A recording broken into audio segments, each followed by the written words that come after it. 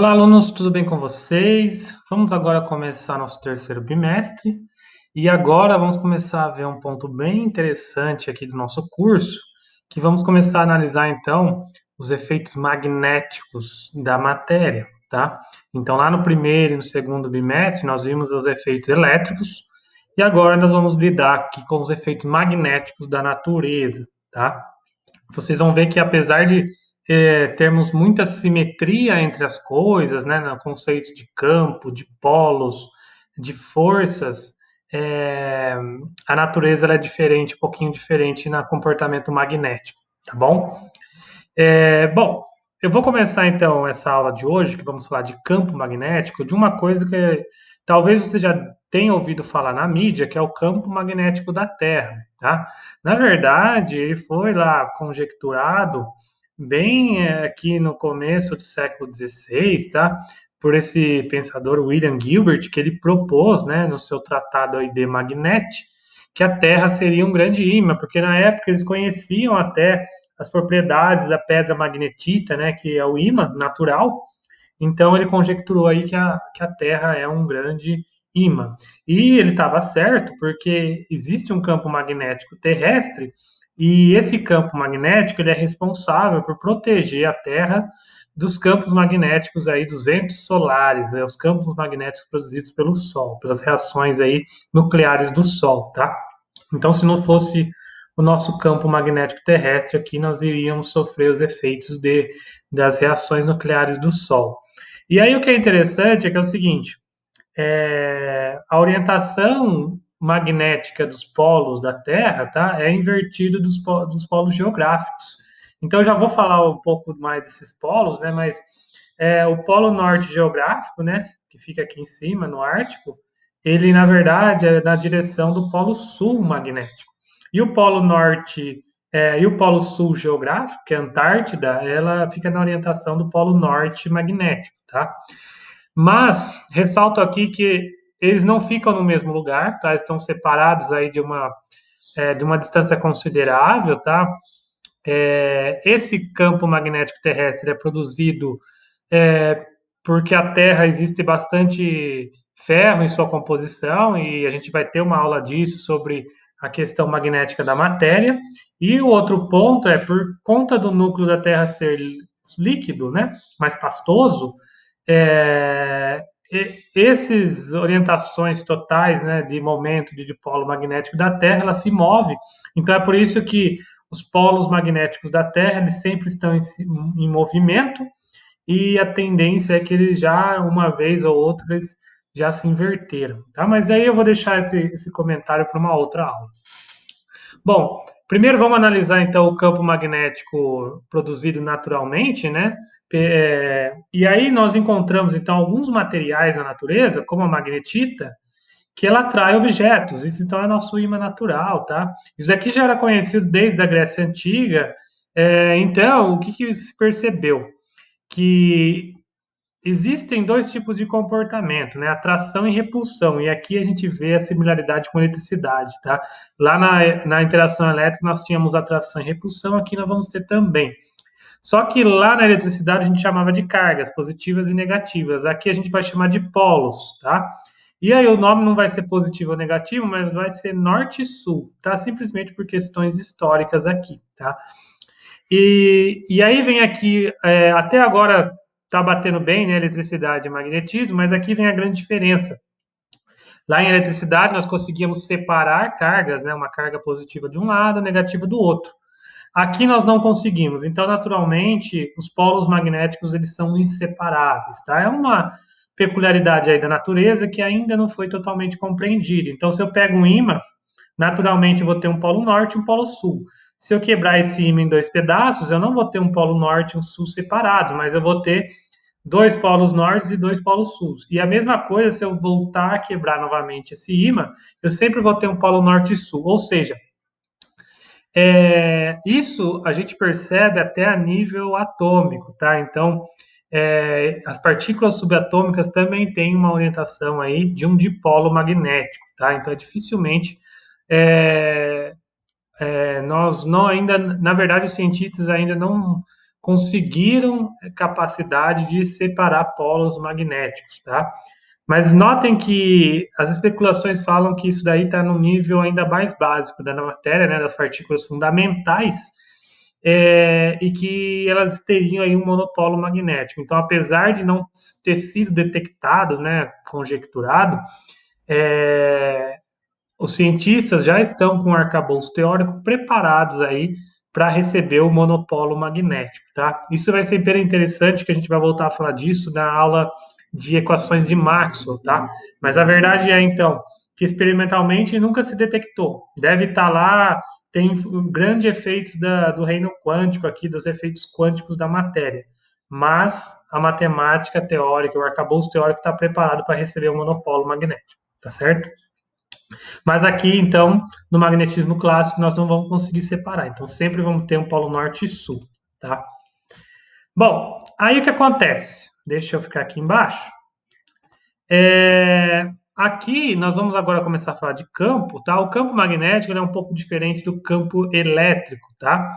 Aqui nós vamos chamar de vetor indução magnética, eu vou denotar por B, né? Ele vai ser um vetor, então ele vai ter um módulo, uma direção e sentido. O campo magnético. E por que ele recebe esse nome? Porque em alguns casos, que a gente vai ver nas próximas aulas, ele é denotado como campo magnético total, ou seja, o campo magnético devido à produção, ao campo magnético produzido por correntes, tá? Cargas em movimento, somado ao campo magnético da matéria, isso dos constituintes atômicos da matéria, tá?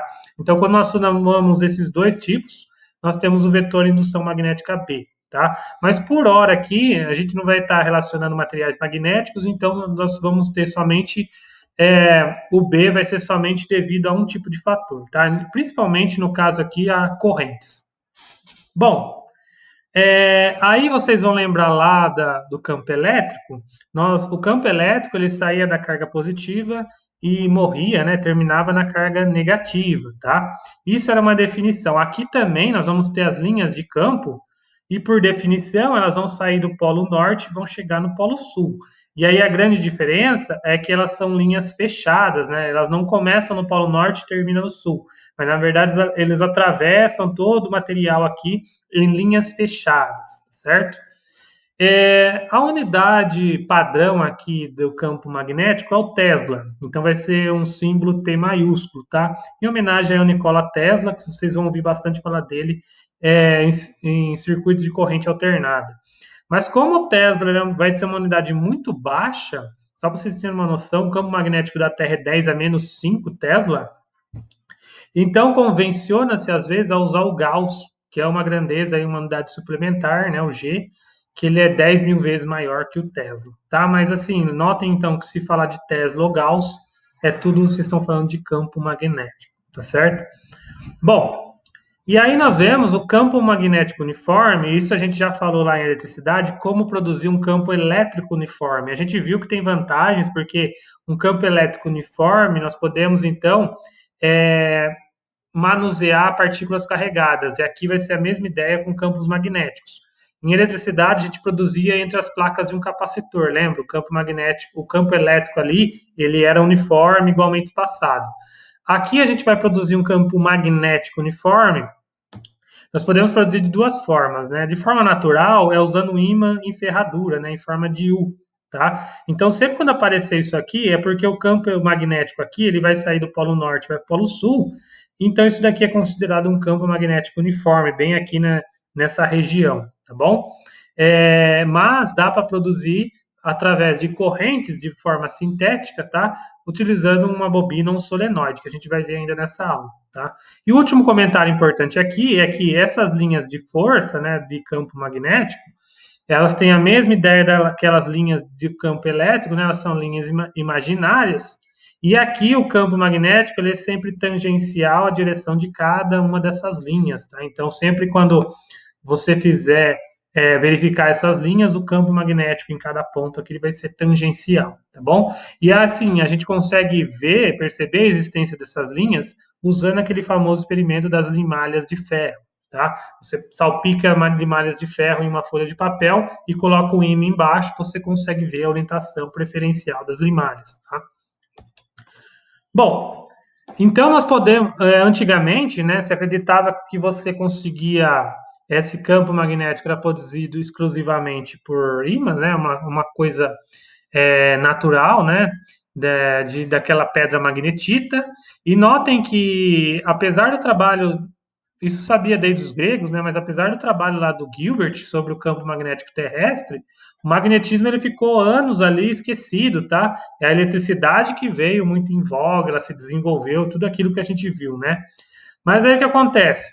Um, uma grande coisa aconteceu na virada aqui do século XVIII para XIX, na verdade no começo do século XIX, para ser mais preciso. O que acontece? Esse cara aqui, o Oersted, ele estava fazendo experimentos de corrente elétrica em fios.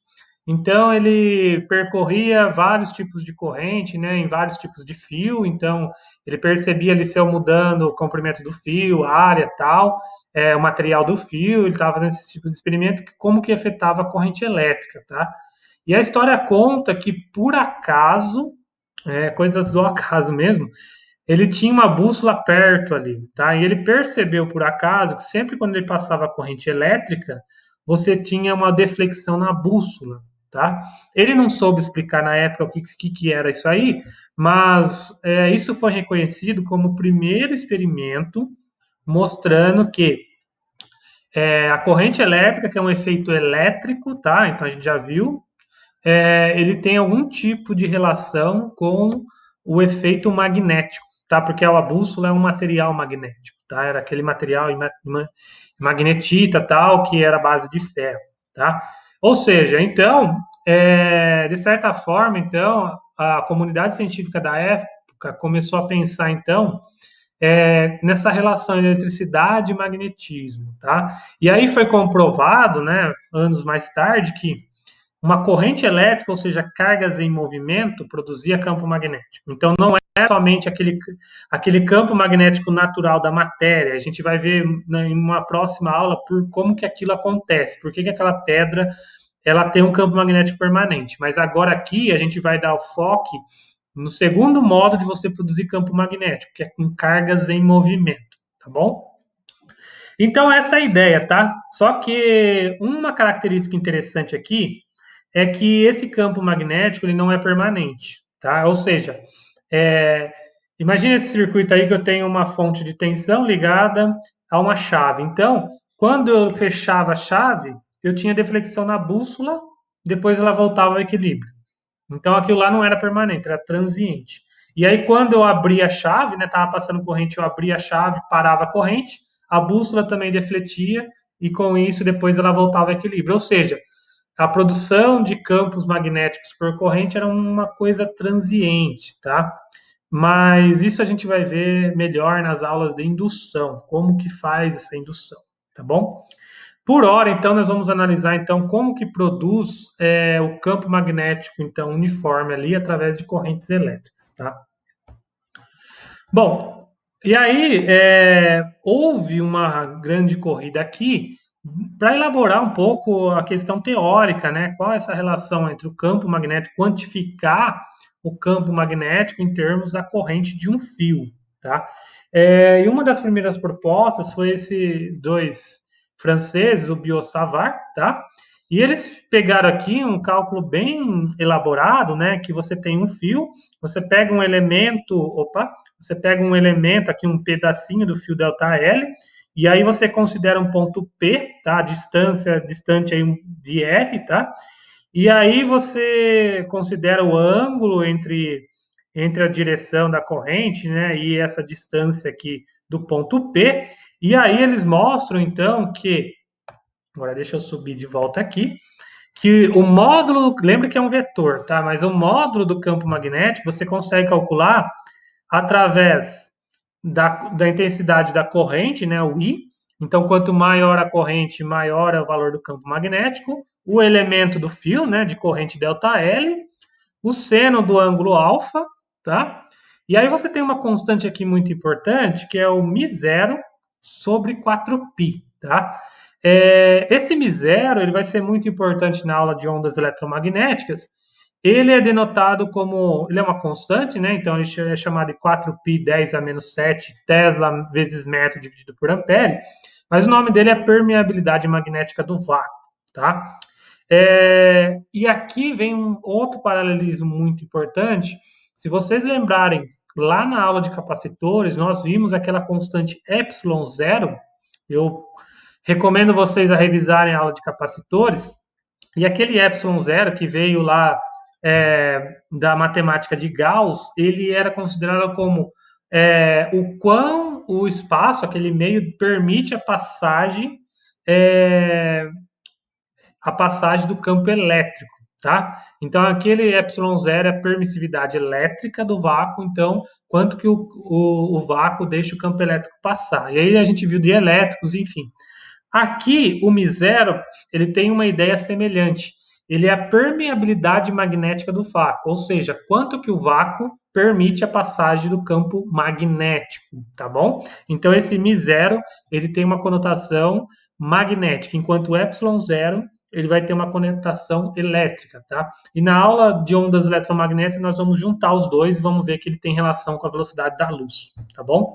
Mas voltando aqui, então, assim, na teoria de Biot-Savart, né, você consegue, inclusive, calcular a direção e o sentido do campo magnético, tá? Isso daqui é uma matemática bem elaborada, bem rebuscada, tá? Esse não é o ponto alto nosso aqui da aula de hoje, mas eu quero chamar a atenção para vocês dessa equação do módulo, tá? Do campo magnético. Notem aí que, então, ele encontrou o campo magnético dependendo da relação da carga, né, em termos de corrente, então a variação temporal da carga. Tem aí o μ0, que envolve uma constante na natureza envolvendo o campo, tá? Mas notem que tem inversamente proporcional ao R quadrado, tá? Por que eu estou falando isso? Porque a gente vai voltar a falar de simetrias aqui. Na aula de campo magnético, de campo elétrico, eu recomendo vocês voltarem a ver essa aula se quiserem, mas eu descrevi para vocês o campo elétrico de uma carga pontual. E o campo elétrico de uma carga pontual, ele dependia da carga fonte, era inversamente proporcional ao quadrado da distância, e tinha uma constante ali que era dependente aí da questão elétrica. Então aqui é uma simetria porque essa equação, ela é bem simétrica, né, daquela do campo elétrico, só que agora aqui é campo magnético. Nós temos um fator de constante na natureza, nós temos um fator de corrente, nós temos a dependência do inverso do quadrado da distância, tá bom? Bom, e aí, só que assim, a equação ali, você tirar a direção e sentido da relação de Biot-Savart, ela é muito complexa. O modo mais fácil, que geralmente isso daqui é o que mais é solicitado em vestibular, é a famosa regra da mão direita, tá? Então, qual que é a ideia aqui? Aqui eu solicito a vocês muita atenção, porque a gente vai abordar bastante disso ao longo desse bimestre. Qual que é a ideia da regra da mão direita? É uma regra simples para você determinar a direção e sentido do campo magnético, tá? Como que ela funciona? Você pega a sua mão direita, tem que ser a direita, tá? Imagine que eu tenho o fio, então, ele está com uma direção aqui, ele é fio reto, né? Então a gente facilita usando o fio reto e a corrente está subindo. Então você pega a sua mão direita e aponta o polegar no sentido da corrente. A corrente está subindo, tá? Os seus dedos, a envoltória dos seus dedos vai dar a direção e o sentido do campo magnético. Então notem aqui nessa GIF que o campo magnético em vermelho ele está sempre rotacionando em torno da corrente, tá? E aí notem, qualquer ponto que eu pegar dessa circunferência em vermelho, eu vou ter a direção tangencial, né, que é o campo magnético, tá bom? A direção e sentido, tá? O módulo você vai calcular depois algumas relações que eu vou mostrar, tá? Então, notem que se a corrente estiver para baixo, os seus dedos vão fazer uma circulação no sentido contrário, tá bom? Então, eu recomendo aqui vocês prestem muita atenção nessa regra da mão direita, porque a gente vai usar bastante, tá? E aí aqui vai ter outro ponto importante, que é algumas nomenclaturas que nós vamos usar. Quando eu falar, então, que o campo magnético está entrando no plano, nesse plano aqui de vocês, ó, ele está entrando na tela do computador, nós vamos denotar por X, tá? Então, quando vocês virem essa direção X, quer dizer que o campo magnético, né, a linha de campo, está entrando na tela do notebook ou do computador de vocês, ou do celular, tá? Quando eu denotar bolinha, quer dizer que está saindo. Então, a bolinha, ele está saindo aqui, está na direção de para você, tá bom? Saindo do plano aqui da tela que você está assistindo, tá bom? Então, notem muito bem essa regra da mão direita e esses duas direção aqui, o X e o bolinha, tá? Porque a gente vai aplicar eles bastante nos exercícios e nas aulas posteriores, tá certo? Bom, e agora aqui então, vamos aplicar então algumas coisas importantes aqui, tá? É, primeiro, a gente viu então o campo magnético, depois a gente vai ver, né, o campo magnético de um fio retilíneo, mas vamos analisar uma espira melhor, tá? O campo magnético de uma espira, o que é uma espira, né? É um fio circular aqui em formato circular e a corrente então ela vai circulando, tá? A ideia aqui é o seguinte: você vai aplicar a regra da mão direita, né? Então, notem, a corrente ela está nesse sentido aqui. Se eu pegar esse ponto de cima e aplicar a regra da mão direita, né? Então você vai notar aqui que o campo magnético ele vai fazer esse sentido aqui, tá? Confira aí com a sua mão direita. Ou seja, o campo magnético ele vai estar no sentido aqui horário, tá? E aqui embaixo, logicamente, né, ele vai estar no sentido anti-horário, ou seja, aqui no centro da espira, as linhas de campo elas vão se somar e todas vão estar na mesma direção, tá? Por que isso daqui é importante? Esse exemplo é importante, porque isso é uma espira, ela vai funcionar como se fosse um ímã, ela vai ser um dipolo magnético, tá? Ou seja, vamos chamar de polo norte, principalmente analisando o centro, né, o eixo de simetria, mas o campo magnético aqui, bem no centro, ele vai ser perpendicular ao plano da espira, tá? Então, imagina uma espira, o campo magnético ele vai estar fazendo um ângulo de 90 graus, saindo da espira, tá? Bem aqui no centro.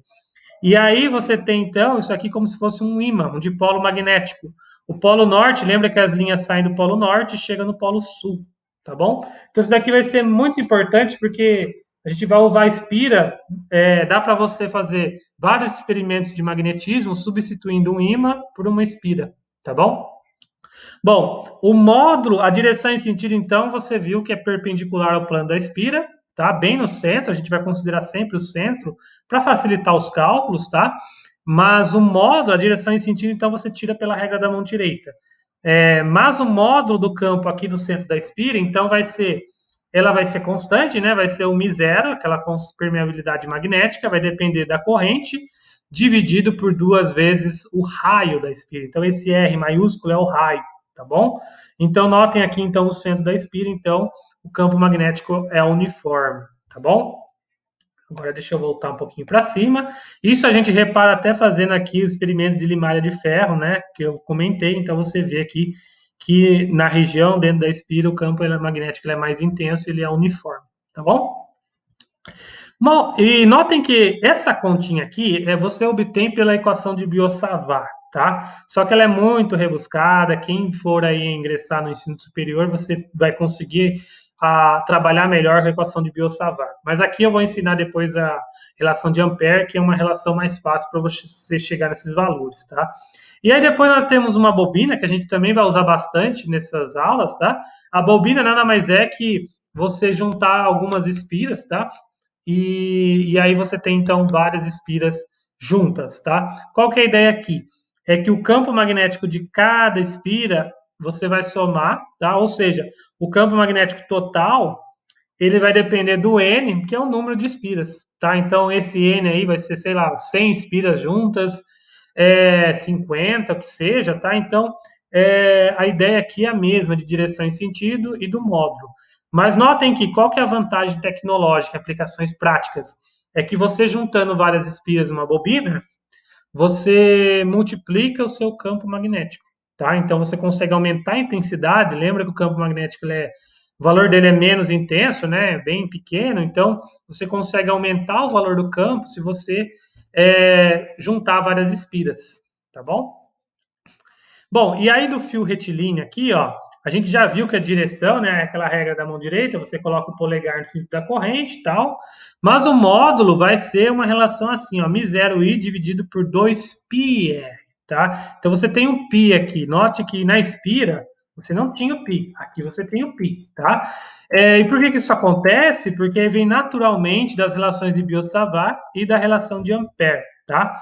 E a gente vai ver aqui depois que isso daqui surge naturalmente, porque você tem que considerar aqui a circulação disso daqui, tá certo? Bom, e aí você consegue reparar isso aqui, inclusive, com limalhas de ferro. Então, você consegue também ver esse efeito aqui com limalhas de ferro, tá? E aí, um ponto importante, então notem aqui, ó, esse desenho aqui, às vezes ele pode aparecer, você está vendo o fio, ele de cima. Então, aqui você, ó, você está vendo o pontinho, quer dizer que a corrente, ela está saindo para você do plano do digital aqui, da tela de onde você está assistindo. E pela regra da mão direita, né? Então você aponta o polegar em direção a você e os seus dedos vão fazer a direção do campo magnético aqui, rotacionando o fio. Mas você pode ver lateralmente também, pode se aparecer essa figura, né? Então, notem aqui, ó, que também usando a regra da mão direita, o polegar para cima, os seus dedos aqui vão estar chegando à direção da tela e desse lado aqui eles vão estar saindo. Então, o campo magnético também pode estar representado dessa forma, tá bom? Bom, e agora aqui chegamos na lei de Ampère. Ela foi desenvolvida aqui por esse francês, esse matemático, né? E ela é muito importante. Notem lá que, lá em eletricidade, eu falei da lei de Coulomb, que relacionava aí a força elétrica de duas partículas, e eu citei em algum momento ali a lei de Gauss, que era um método bem simples para você calcular campos elétricos de partículas carregadas. Então, aquela lei de Gauss ela é muito importante, ela facilitou os cálculos significativamente. Aqui a história é a mesma. Você tem aquela relação de Biot-Savart, que é um método difícil de você calcular campos elétricos, campos magnéticos, desculpa, mas a lei de Ampère é um modo mais easy, é um modo fácil de você calcular o campo magnético, tá? Então, aqui no magnetismo, a importância da lei de Ampère é a mesma lá da lei de Gauss para eletricidade, tá? Qual que é a ideia aqui? Você envolve, então, um fio percorrido por corrente por uma envoltória qualquer, e é imaginária, tá? Isso você vai chamar de circulação. Então, se eu calcular o campo magnético que eu quero descobrir, vezes o comprimento dessa linha, né, dessa circuitação que você faz, o módulo desse produto, né, vai ser igual a μ0 vezes a corrente líquida que está lá dentro. Então, notem, se eu tiver várias correntes com sentidos opostos, tal, aqui dentro dessa envoltória, é só eu somar, tá? Essas correntes, só que eu vou somar no sentido, né? Então, se eu tenho duas correntes saindo, uma entrando, então eu tenho que subtrair, tá? A ideia aqui é que a corrente líquida vezes o μ0, tá? E o comprimento dessa circuitação geralmente envolve o círculo, né? Então é aquele 2πr. Então você consegue calcular o campo magnético, tá? A gente não vai entrar em tantos detalhes aqui dessa lei. Lá no ensino superior, quem tiver interesse em ingressar nessa área, aprende como usar corretamente a lei de Ampère, mas acreditem em mim que isso daqui facilita muito as contas. Em tudo aqueles cálculos que a gente viu do campo magnético de um solenoide, uma bobina, de um fio retilíneo, você consegue chegar usando a lei de Ampère, tá bom? E, inclusive, você consegue calcular coisas mais difíceis. Por exemplo, o solenoide. O solenoide, ele uma junção de bobinas, então ele tem muito mais espiras que uma bobina simples, tá? Então, assim, usando a lei de Ampère, você consegue mostrar que o campo magnético, agora a diferença da bobina é que ele fica inteiramente contido aqui dentro do solenoide, tá? Então, o solenoide, esses fios aqui, eles estão muito mais compactados, muito mais juntos, tá? Então, o campo magnético aqui, ele vai depender de μ0, do N, que é o número de espiras, do I, e dividido pelo comprimento do solenoide. Lembra, então, o solenoide é uma bobina muito comprida, tá? E em alguns casos, ele é fornecido para você a densidade de espiras, ou seja, o N dividido por L, tá? Então, notem, o exercício, ele pode falar assim, que um solenoide, ele tem 50 espiras por metro, tá? Isso aí é uma densidade de espiras. Então, é o valor do N sobre o L. Tá? Então, notem aqui, se o exercício não falar diretamente o comprimento do solenoide e o número de espiras, ele vai te dar a densidade de espiras, tá bom? Então, aqui, no caso do solenoide, o campo magnético aqui é muito mais intenso que em fora, tá? Isso aí é ordens de grandeza maior do que uma bobina simples ou do que uma espira, tá bom? E nós chegamos aqui na questão do toroide.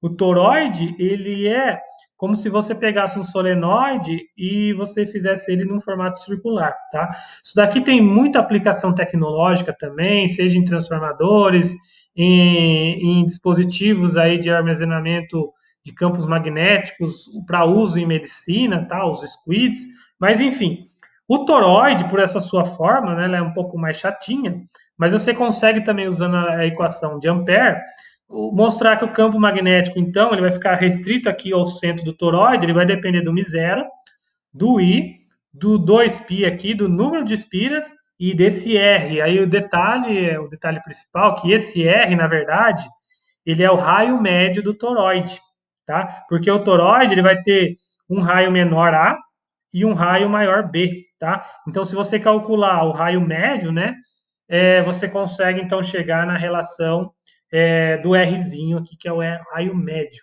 tá bom? Então, aqui também o exercício ele vai te falar o valor do R médio, enfim, mas sabe, então, que a gente consegue chegar no campo magnético de um toroide usando essa relação da lei de Ampère, tá bom? Bom, e aqui, pessoal, para terminar essa aula, eu separei alguns exemplos.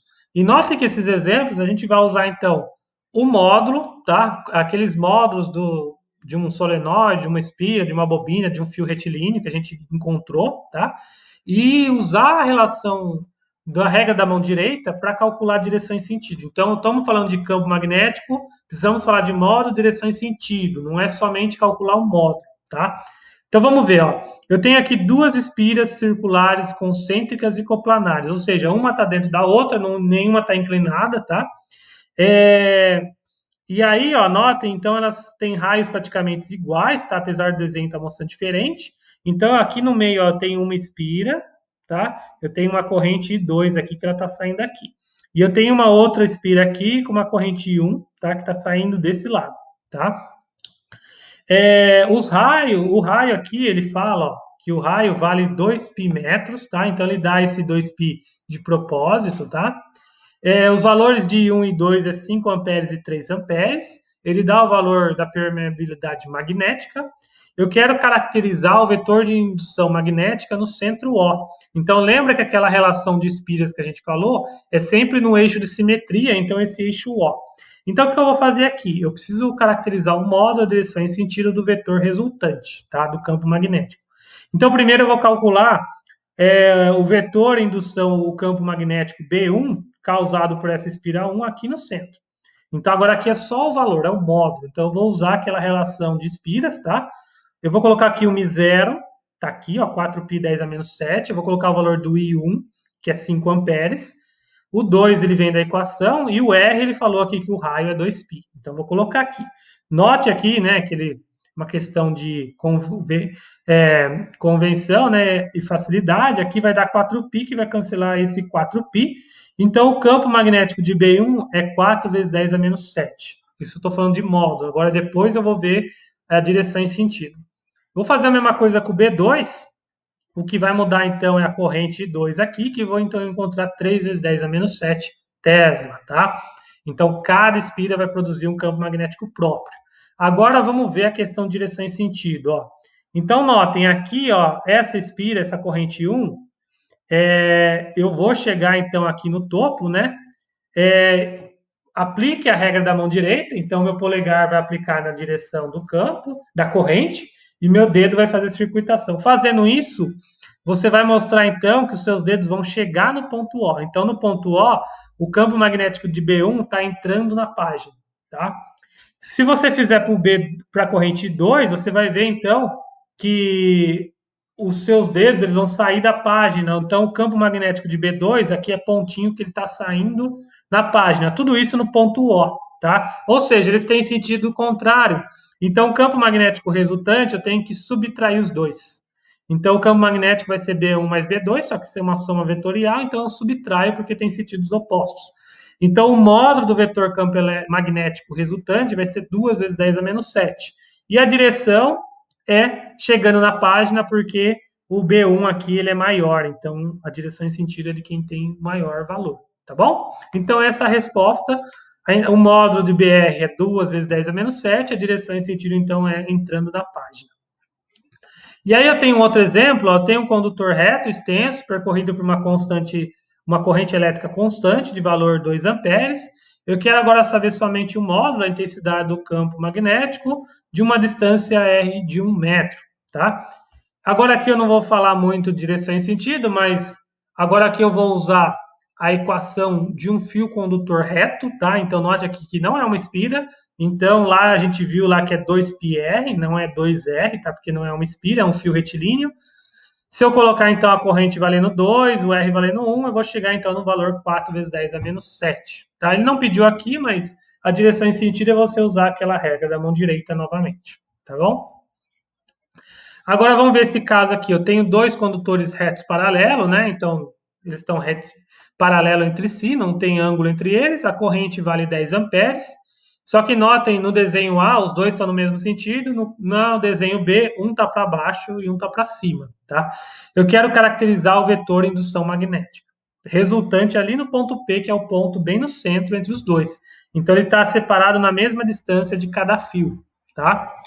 Bom, primeiro eu vou calcular então o módulo aí do campo magnético de cada fio, tá? No ponto P, note que a distância é a mesma, né? Então é um fio retilíneo, então eu vou usar 2πr, não é 2Rs, tá? A corrente vale 10, o R ele vale 0,1, porque agora aqui esse R significa a distância, né, do ponto P. Eu vou chegar então aqui que o valor do campo magnético produzido por cada fio é 2 vezes 10 a menos 5 Tesla. Agora eu vou ver então a direção e sentido. Note aí, se você fizer a regra da mão direita, quando você usar polegar, os seus dedos eles vão estar saindo do ponto P. Então, a direção de B1, tá? Em B1, que é o fio mais à esquerda, né? Isso no desenho A, você vai ver então que os seus dedos eles estão chegando no ponto P. É por isso que ele recebe cruzinho, ele está chegando entrando na tela. No fio B2, né, que é o fio da direita aqui na figura A, os seus dedos vão estar saindo da página. Então você tem então o fio da esquerda produzindo um campo magnético entrando na página e o fio da direita o campo está saindo. Então no ponto P, eles dois vão se somar, tem a mesma intensidade, então o campo magnético no ponto P é nulo, tá certo?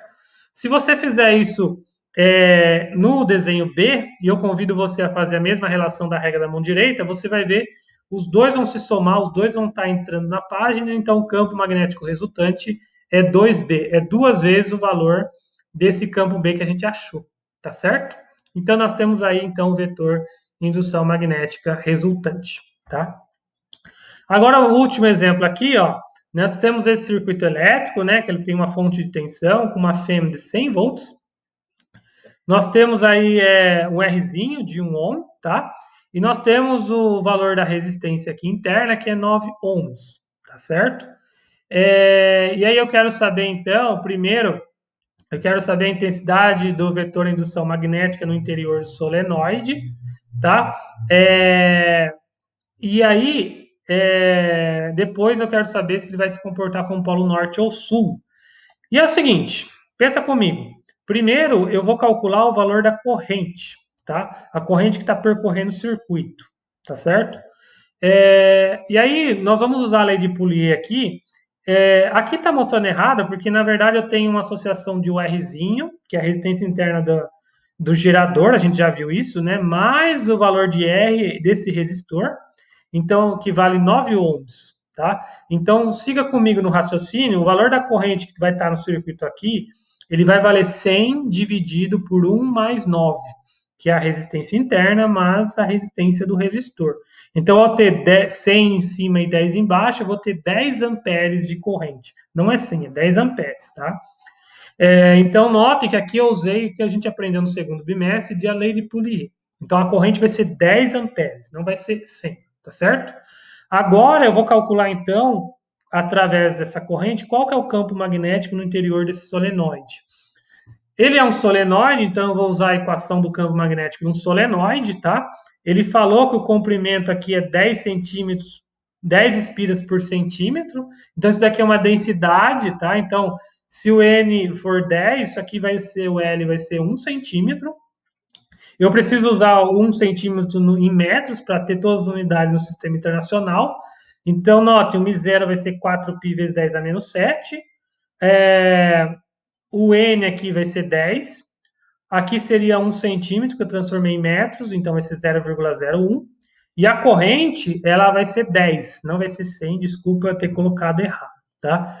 Fazendo as contas, eu vou chegar, então, com o valor do campo magnético, ele vai ser 4π 10 a menos 3, tá?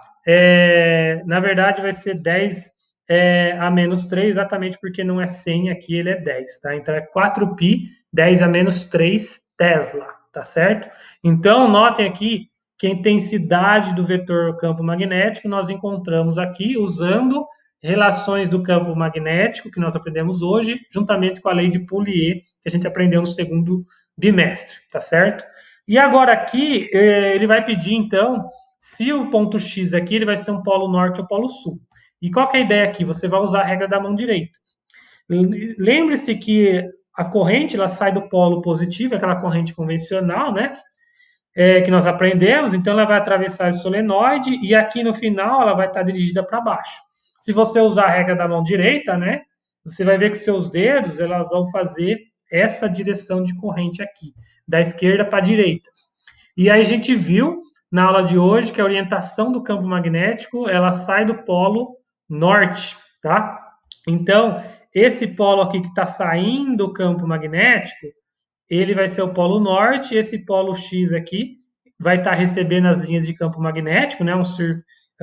São linhas fechadas, então vai ser um polo sul, ou seja, o ponto X ali vai ser um polo sul magnético, tá certo? Beleza, gente? Então, por hoje é só, tá? Essa aula é um pouco mais densa mesmo, tá? Eu recomendo vocês a acompanharem com calma e aprendam principalmente a questão da regra da mão direita, que a gente vai usar muito esse bimestre, tá bom? Por hoje é só, pessoal. Obrigado. Até a próxima.